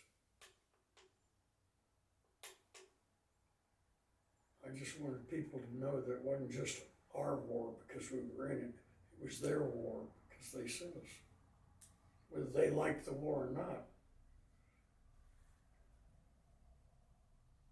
And when the peace movement, I think I would have probably changed earlier if I hadn't have had to think of the peace movement as an enemy when I came home, because they treated us so terribly. Because I was willing to listen to them. First time I spoke at an anti-war rally was here at Baker on the National Day to Stop the War, when they did it on campuses all over the country. And they came out, and I was walking around in front with an American flag saying, "Support Vietnam vets." But I knew the people in the movement that had created this. It was raining and we were outside, and they were operating in the auditorium on the big stage. And they came out and asked me if I had the courage to address the student body, and I said, "Fucking A right. You think I'm gonna back down from you?" So I didn't know what I was gonna fucking say. But I looked out there and I saw all these kids, a lot of them were my friends, by then. And the first thing I said to them, "I want you to understand, we are not your enemy. We truly believe we are fighting for your right to say no." I said, "Don't blame us. We're the warriors. We're not the war. Just know that we're just kids doing the best we can to keep each other alive. And we're not killing kids. I mean, I know that happened, but we didn't do it. Thank God. I never killed a civilian.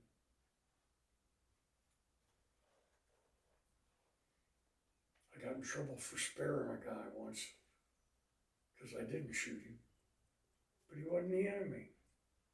He was a farmer that his chogi stick or something, I can't remember what they call it, that they would carry on their shoulder with big ass fucking loads on each end of them, and they could run with those things. Well, I was guarding a bridge that the VietCong had promised to blow up for Ho Chi Minh's birthday, and we were there 24 hours a day, shooting anything in the water, and under orders, if anybody drops something on the bridge and runs, shoot him. And this guy goes, they would trot when they were carrying those big loads, and he trotted by me, and I thought, yeah, that's cool. That was going on all the time. And then his pole snapped, and I had already turned around to walk away from him. So I turned around at the loud crack, and he's running away, carrying the other half. And he had a big load on that basket on the broken end, and it could have been a bomb. And I screamed, "Don't lie," which is stop, and "Lade," which is come here, frantically, because I had my sights. My M14 sight was right between his shoulder blades, and I knew I was under orders to shoot him. And for some reason, God told me, don't do it. And he stopped. Thank God he stopped. And he dropped the other package, and he came up to me bowing and chattering 1,000,000 miles an hour in Vietnamese, which didn't help. And I told him, "What's in that?" And I pulled my K-bar out, which is a Marine fighting knife, and started stabbing his food. I mean, he raised that shit to feed his family. And the reason he was running was to take the food that was left, because he couldn't carry both of them with the pole broke, because the pole carried the weight. So he wanted to put it down on one end of the bridge and come back and get the other one. And so he understood when I showed him the knife and started stabbing him and pawing through his food what I was doing. I said, "Boom, boom," which was slang for fuck. But when a guy's holding a rifle on you, you know boom, boom means something else. And he was really good about it, and he was a genuinely kind person. He did everything he understood that I was saying. You know, he didn't look at me bad. He was just an embarrassed guy whose pole broke. And when the sergeant found out what had happened and that package had laid on the bridge, and I hadn't shot him, I got my ass reamed. But if I'd have shot that kid, I never would have forgiven myself. When I realized there wasn't nothing there, I was still 18. He was probably about the same age. And he had a family. Because when he was pointing to the food, he kept going, "Baby son, baby son." I went, okay. I'm sorry. And I helped him carry it off the bridge. I pissed the sergeant off too. Then I helped him carry half that load. And it was, goddamn, I could hardly do it. That little tiny guy was doing 2 of them, and I could barely move 1 of them. But I've always thanked God for that restraint.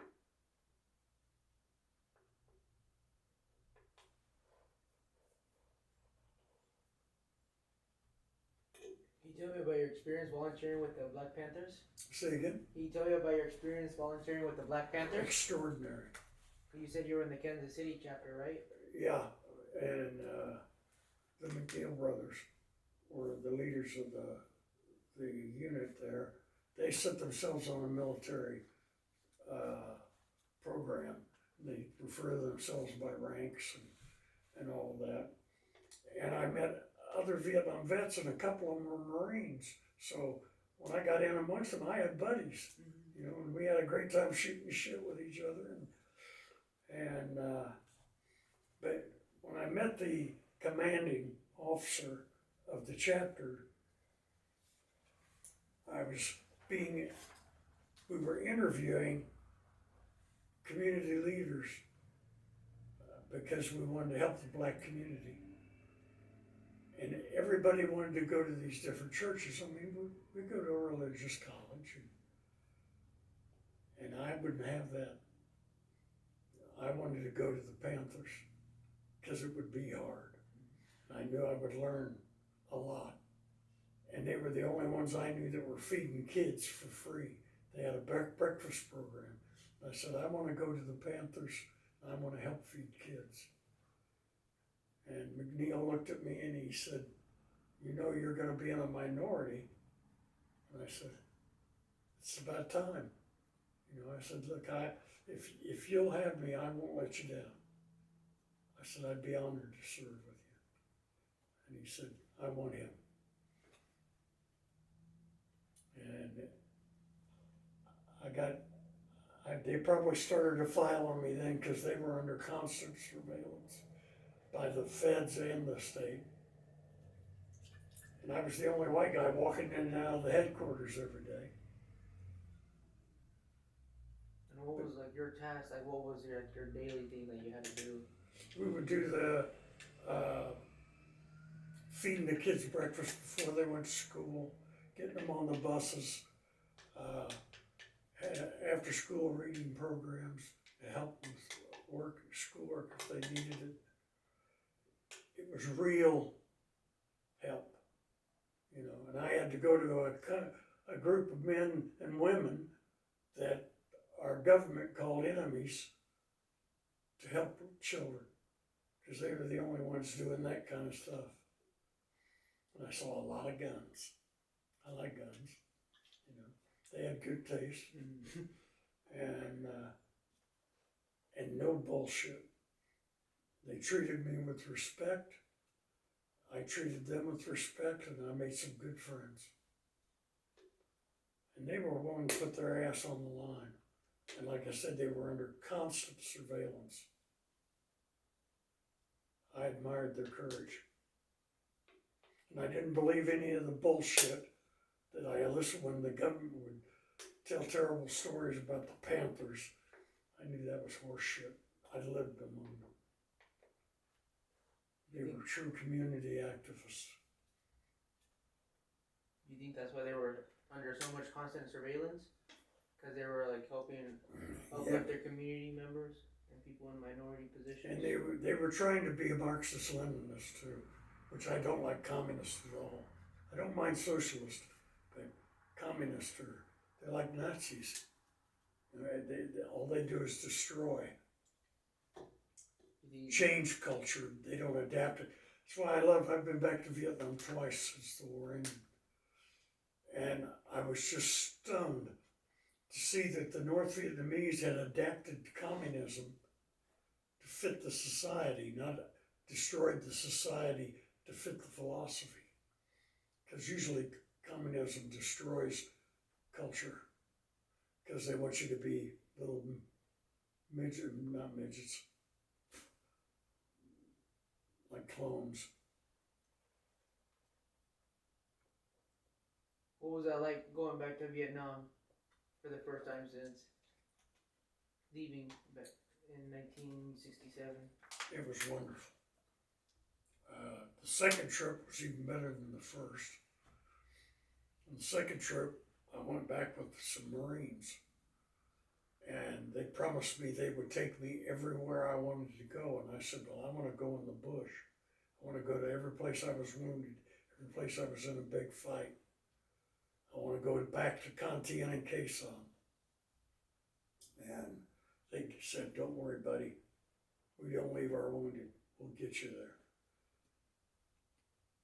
I had an honor guard of North Vietnamese soldiers stop the tour at the Ho Chi Minh Mausoleum to carry my wheelchair up 3 flights of stairs so I could see Ho Chi Minh. And when I saw him, I saluted him. Because I respect the guy. I mean, God damn, defeated the strongest nation on earth. I mean, we helped him defeat us. Our government did, but I mean, he saved that country. And I I wanted to honor him. I wanted to salute him. He was a warrior. Hell, he worked for the CIA for a while in World War II, saving American aircrew, people like my dad, you know. I wasn't going to shit on him. And those young North Vietnamese soldiers, the honor guard like we have at Arlington Cemetery, when they saw me salute him, they all crowded around my chair and started patting me and talking to me in Vietnamese. So we couldn't understand each other, but they understood the respect. And when we got back down and they carried me out, they stopped the whole tour so I could have a private viewing. Can you imagine that? And I'm wearing a Purple Heart hat and a jungle jacket. And I wondered if they knew that I might have killed their grandparents. I don't know. They knew I was a warrior and they knew I'd been wounded. And they honored me doing that. When they got me down, it was a national holiday. It was the day they brought kids from every school in the country that had excelled. They would bring their class to the mausoleum to see Uncle Ho. So there are thousands of people that had to stop so they could take me in. They saw them bring me out, and they all made a big deal out of me when they brought me out and kept patting me and touching my hair and my arms, and to let these people knew that they respected me. And then we were like fucking rock stars. My boys, they loved my boys because they had long hair, and they took lots of pictures of my kids. But the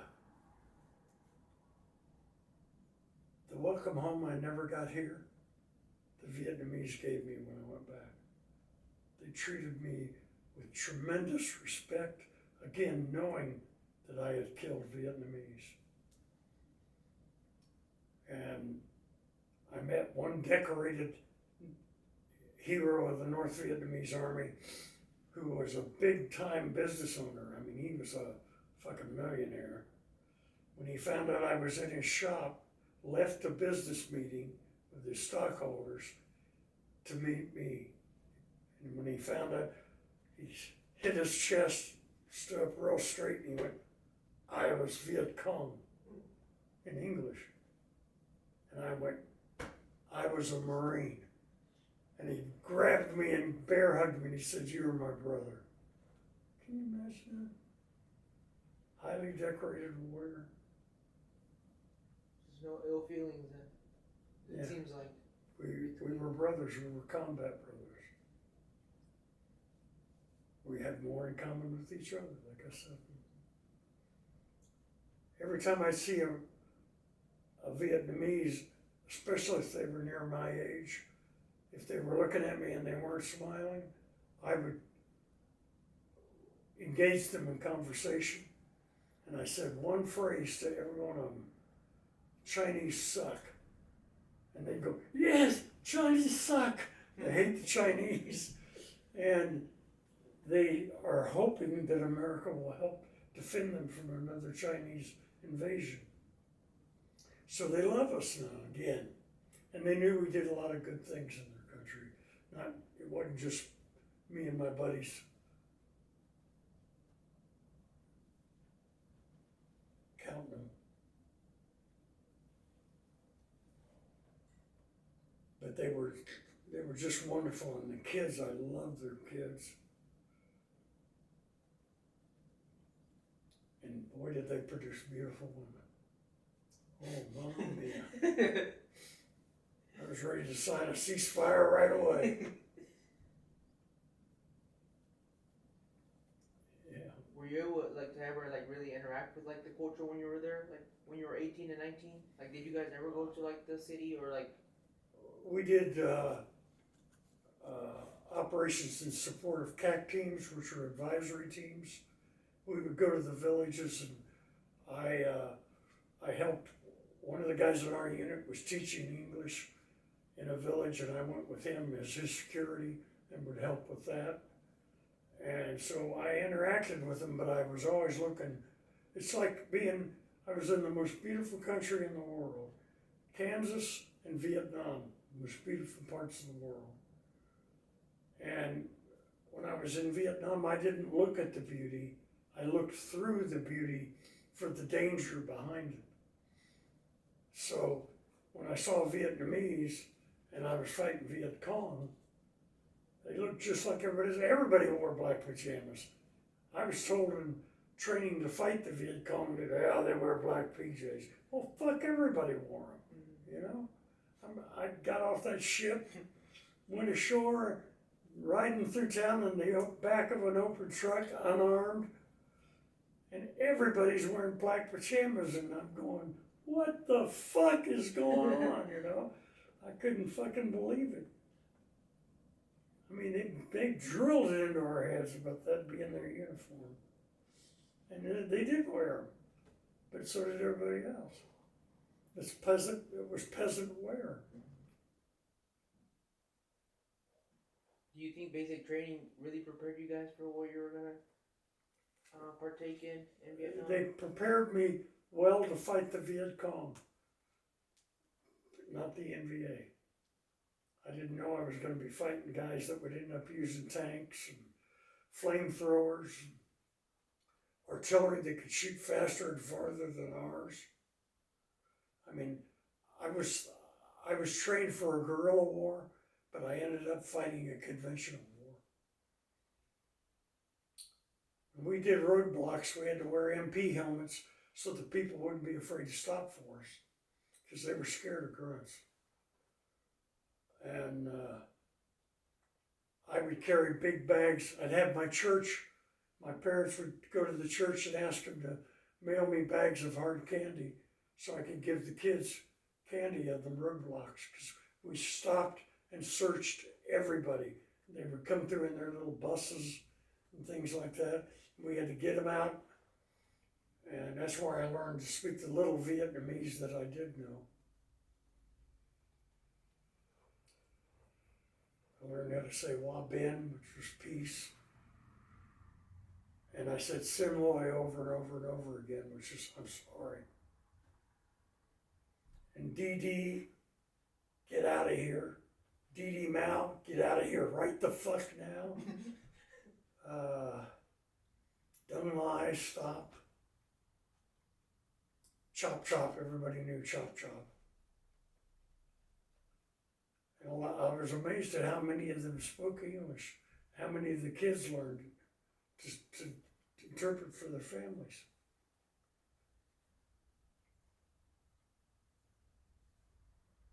But I admired them. They worked so fucking hard just to make it through a day.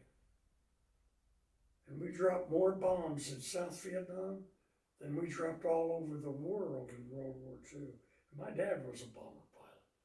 That's a lot of fucking bombs in a very small place. Mm-hmm. So life was never a guaranteed thing for them.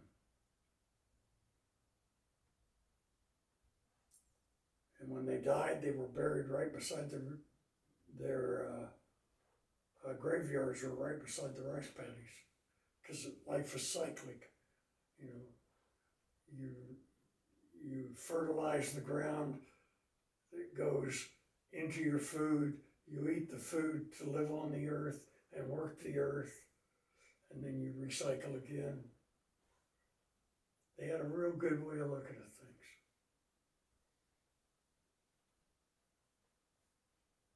Did your dad ever tell you about the stories that about the stuff that he went through when he was in the war? Not much at all. He would talk about flying. He loved flying. And he would tell me a lot of flying stories, but he wouldn't talk about the duty part of it. I knew not to touch him when I was a little boy. Mm-hmm. That kind of fear just becomes instinct. And you can't change instinct.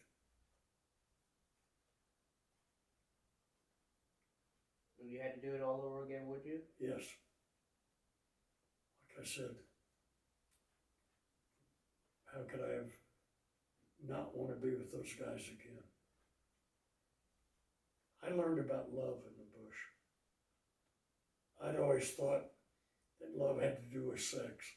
You know, that you only fall in love with girls, and you're willing to do just damn near anything in the world to get as close to them as you could. When you got guys that are willing to die for you, you learn that love is about respect, strength of character, courage, and it's just as true as anything you'll ever have with a woman. I learned to say I love you to guys in the bush because we knew we could be killed at any time. And if you really liked the guy and you trusted him with your life, of course you love him. And you want him to know. Nobody ever got freaked out by it. We had our own society and our own rules.